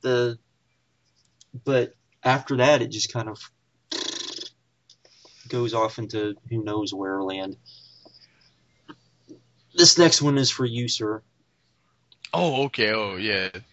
Brian Michael Bendis, Alex Malik, keep it short. This is the best thing this dude has ever wrote. This is the second, well, we'll see. For right now, it's the second best Daredevil run of all time. So, it deserves a spot. I can't deny it. I don't like Bendis, but, he was, this is great. Alex Malik's art in this is like some of the best ever. So, yeah. There you go. Then we have Chris Claremont's you talk about awesome. Solo X-Men. So if you don't understand what this is after Byrne had left. This is just Chris Claremont's next 10 years on X-Men by himself. I don't think awesome. It's 10. But yeah, pretty much awesome. Everything you think of the X-Men, not counting the Byrne stuff. It was like a slight drop off. Only slight. Yeah. I mean, but yeah, everything you think of the X-Men is here. This would be Inferno. I think this is pretty much everything after everything just a little bit after the Dark Phoenix saga up till New X-Men. So yep. So there you go. I think you're right on the money, Jai. Or not New X-Men, but X-Men #1, I should say. So you might as well call it New X-Men. Yeah, X-Men #1. So there we go. But yeah, pretty much, yeah. Then we have Marv Wolfman and George Perez's New Teen Titans. This is amazing. This is the only Teen Titans thing I read. Yeah, this is what you think of when you think of Teen Titans. This was back in the day. It was this and X-Men. So that should tell you something. This was the book that people held lofty as X-Men. So there you go. Then we have Grant Morrison's New X-Men. Oh fuck. Fuck this at 13. And I don't care what anyone says. I know people love this story. I like the first story arc. I shouldn't say that. First story arc I think is great. Second story arc I think is really good. And then I think it falls off a cliff until you get to that last... That last story arc is absolutely amazing. One of the best X-Men stories ever. I'll admit that. But God damn it, did we have to fight to get there. I didn't like any of his new characters. I didn't like what he did with the characters. I just didn't like it. I was just like, really? And I know I've heard some people say, well, not all of that was his fault. Some of that was editorial. I'm like, what the fuck ever. I thought the best thing about it was Quitely's art, and I know how you feel about Quitely, but I thought that was the best. I thought that was the only consistent thing about this book. Was his art? Yeah. When he was on the book? Yeah, when he was on it. Yeah, it's just, it's whatever. And I'm not the biggest Quitely fan, if you don't know that. I'm just not. Yeah, just not my thing. But anyways.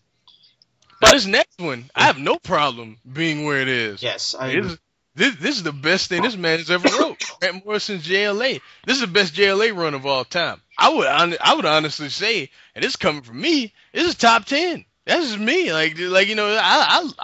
admit that. You cannot deny that this was awesome. Yeah, it's if you are, you're just hating then. Yes. And I don't like the guy. This coming from me, and I love this. Like the what is it? The third story arc, the World War III joint, whatever it's called. Yeah. I love that. I fucking love that. That's my favorite Justice League story of all time. That World War III story. I love that story. Like this is amazing. I'll admit that. The only negative I would say about this is where we got Bat Jesus. Bat Jesus. It's where we got Bat Jesus. This is where we got. That was like in the middle of this run. That's when your boy Wade jumped on and Tower of Babel, right? Yeah. And he said, "Screw this. We gotta no." We're gonna fix this right now. Man, this is incredible. Though. I'll admit that. Okay. Then we have what I can't believe this is this high. I can't either. But have you ever read this, Josh? Yes, I have, and this is really good. Like This is really good. I like me personally. I have no problem with it being this high. I'm just shocked it's this high. As James Robinson star, man, this man built a career off this one book. Let's be no, let's be honest. He did this, and then he did Justice Society, which started off really well. So, but he sucks now, though. I know he's horrible. He's terrible. But this is amazing. The end of this is really emotional. Like, I loved it. I won't even lie. Like, I have no problem with it being right there. Okay, now you can gush over the next one too. Oh, this is Walt Simonson's Thor. This is everything Thor is. Everything good about comics is this book. I love this book. It's full of fantasy, full of wonder, full of just elements of magic. Everything you can. I hate to sound corny, but it takes you out of this place called reality and puts you in a beautiful place called Asgard. And and you know what I mean. This is incredible though. This is incredible. Number 10, I think is perfect for it. I'm totally fine with that. I would agree. Then we have, this is what I was talking about before when he got to Garth Ennis's Preacher. And we both can gush over this. Yes. We can both gush over this beautiful book. This would be my 1 or 2. This would probably be my number 1. I'm not sure. I have to think. Because to me, this has the best ending of any comic I've ever read that has an ending. It is hard to argue. The way this ends is perfect, to the point where I never want another Preacher story. I agree. I think we've gotten one, right? Because we got what? the one where it's him and Tilly before he leaves, before he gets kidnapped, where they're stealing cars. I don't even remember that. I can't remember the name of it. I think that's the only story we've gotten. So one shot or something. It's like a one shot. It's like a one shot Prestige, and I think that came out after, but I can't remember off the top of my head. But that would be the only one I can think of, and it took place like before Preacher takes place. So, go read this. That's all I'm gonna say. This has probably my favorite character ever in comic books. You know what I'm talking about, Josh? Yeah, oh yeah. I know exactly what you're talking about. Not only that, but I will tell you, for a guy that, because Enos is he Irish or is he? Yeah, he's Irish. He's Irish. For an Irishman, if you read, because you have to read this in trades now. If you get to the last trade, and the last trade is called Alamo. For various reasons, it's called Alamo.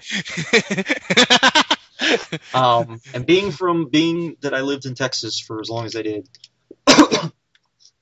he goes on this little thing, which is just one of the best things I've ever seen, ever written about the Alamo, where he's talking about the Alamo. He says it ends where it began, or something like that. And he's talking about the Alamo, and he's talking about how great it was, or he's talking about this greatness, and then he starts talking about, but if you really look, you start to see the cracks. Was Bowie, a homicidal maniac? Did Davy Crockett beg for his life at the end? All this other stuff, about slave owners and all of this other stuff. And then he simply says all these bad things about all these people at Alamo, and then he says, but none of it matters. Because the only thing that does matters is they all died. They all died to give Sam Houston his chance, and they gave the greatest state in the Union its mythology. And there's an Irish guy that said this, that wrote that. And I was just like, wow. Yeah, that's like, it's a lot of powerful moments like that. Period. Yeah. Like you remember the whole monologue where he gives this whole thing like why he became a preacher and then why he left. Remember that whole. Yeah. And you're like, what the fuck? And this might have the greatest woman character of all time. Oh, you talking about Tula. Tula? Yeah. Yeah. But I will say this about it: if you're sensitive, you may not want to read it. I'd say that. Yeah. Like, it's a lot of just in your face. Hey, you know what I mean? Like, just if you're sensitive, especially, well, I wouldn't even say honestly. Like, in terms of religion, I would say that it's really not that offensive. You know what I True. mean?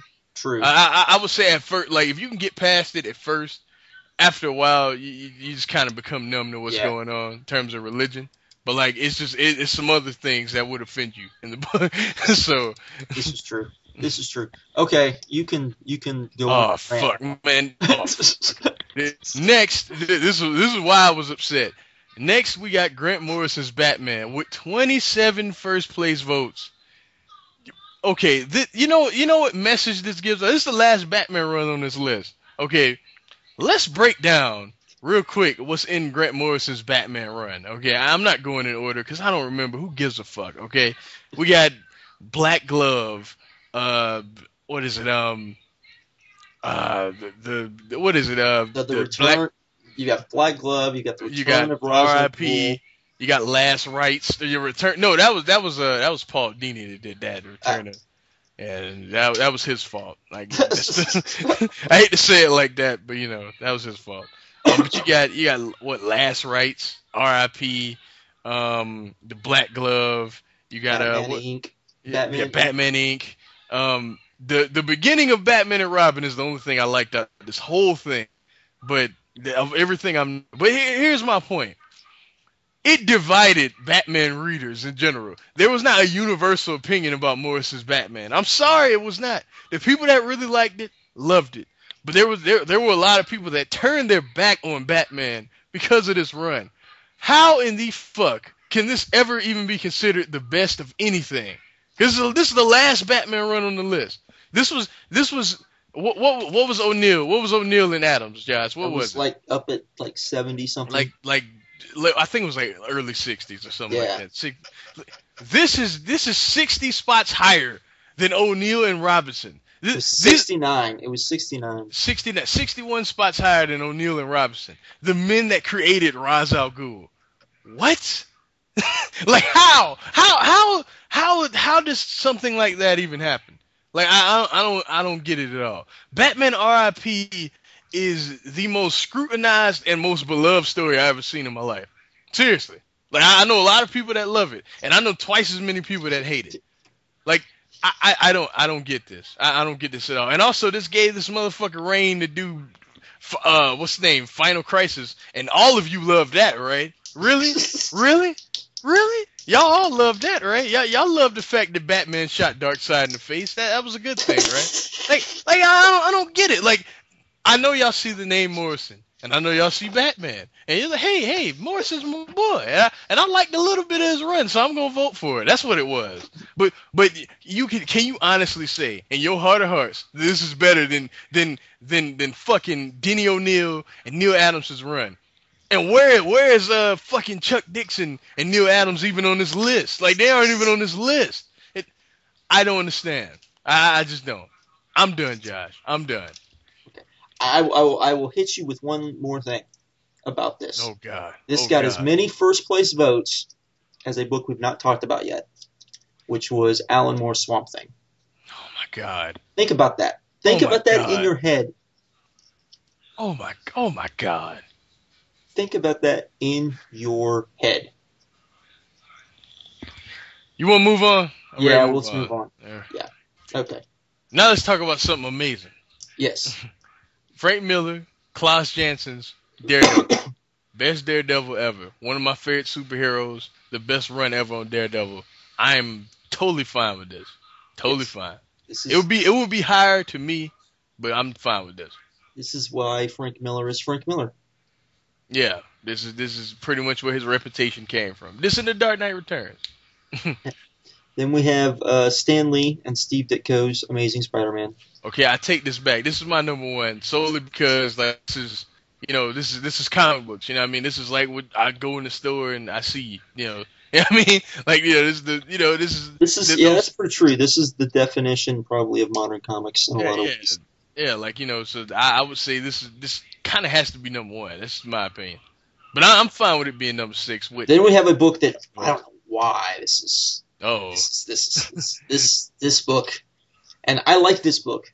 I don't like this book this much. I especially don't like the last quarter of this book of the run, which is Brian K. Vaughan's Pina Guerrera and Jose Mendez, Why the Last Man.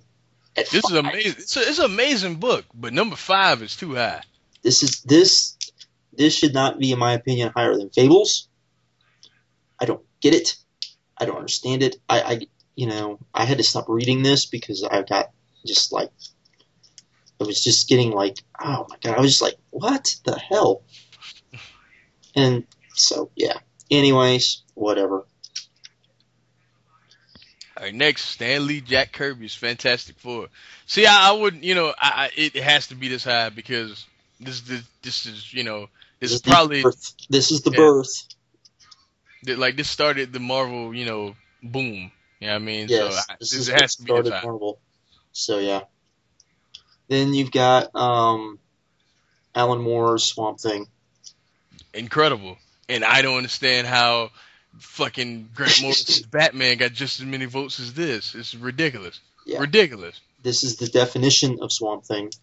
Not only that, but this is awesome stuff. I mean, Constantine came from this. Just awesome stuff. So there you go. And these next two got so many first place votes. Yeah. And they should. Chris Claremont's John Byrne, Terry Austin's X-Men, best X-Men ever.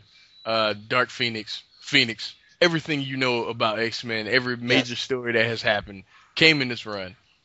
Yep. It deserves a spot. And Josh, I'll let you go on about number 1. Well, the thing about,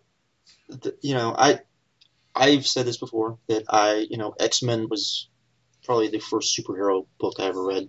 So Spider-Man was the first one I collected. But when I started going back and reading this stuff, it was just, and it's dense. This is dense, and the book that's number 1 is dense. Which we got to find a new word besides dense for number 1. Because that's some stuff. But it's some pages of that are just a background in words. You have Neil Gaiman's Sandman, number 1. I'm fine with it being number 1. Even though I liked Preacher more because of the ending, I wasn't big on Neil Gaiman's Sandman ending. And in truth, and I love Neil Gaiman. I think I've read literally everything he's ever written. And God, get a room. But there's very few books he's ever written and very few stories he's ever written that I like the endings of. So his endings don't do it for me.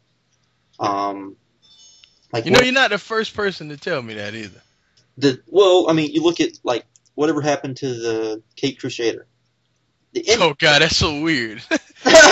Goodbye, Gotham. Goodbye, Catwoman. Goodbye, Batcave. And I would say that's one of the better of his bad endings. Like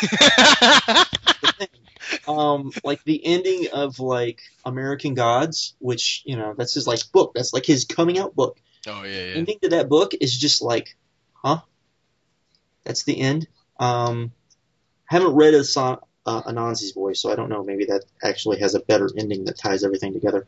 But so there's that.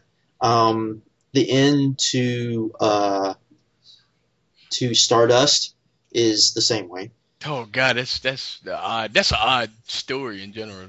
The ending to Neverwhere is the same way. I would say the end to Eternals is just okay. Now the ends to 1601, or 1602. What is it? No, 1601. 1601. That's really good. So, but yeah, there's a lot of his stories that I don't like the endings of. But and I didn't necessarily like the ending to Sandman.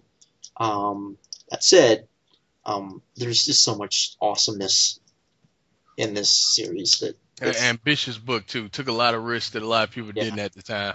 Yeah, I mean this is just awesome stuff, and made Neil Gaiman's career. So there you go. Okay. So that is. Now he can do whatever he wants because Yep. of Sandman. So Yep. He can do whatever he wants. So that's it. So we went through all of the books. hey, Josh, I want to ask you overall, what did you think of the list? I thought it was okay. I mean, the one thing I'll say about the list for those of you that are still listening is if you go and you actually read it, and I'll put a link to the description in the description. Um, when they instead of like I said, the fans voted for this, and then the guy that writes the column that this was in, he wrote kind of all the background and everything. And there's a lot of good information there, and there's a lot of good information about all these books. But it's one guy, and I think on a list like this, you need 2 or 3 guys really writing the list and to give different opinions of stuff. Yo, I don't believe that he read all these books. I don't. I don't know. Most of the stuff is pretty. You see how between both of us we've read all these books. You know what I'm saying? Like it's hard for me to believe that one person read all these books. I mean, if he's my age or older, I could see it. I definitely. I guess, Josh. Because I mean, the only stuff on here that I haven't read is stuff that truly just doesn't interest me, to be honest.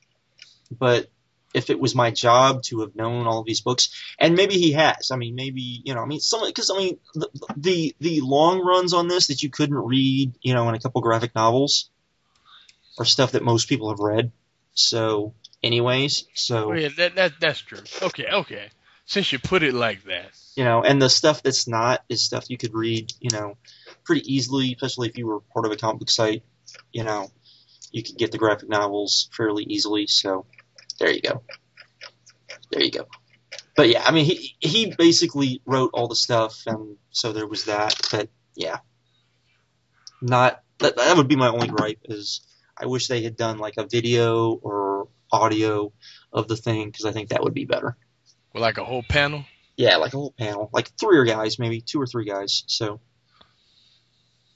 I feel like the fans were like a little crazy though. Like they didn't. I felt like they didn't think hard enough before they actually voted for these you books. have to remember that you're going to have kind of the cult of the new is always going to affect stuff.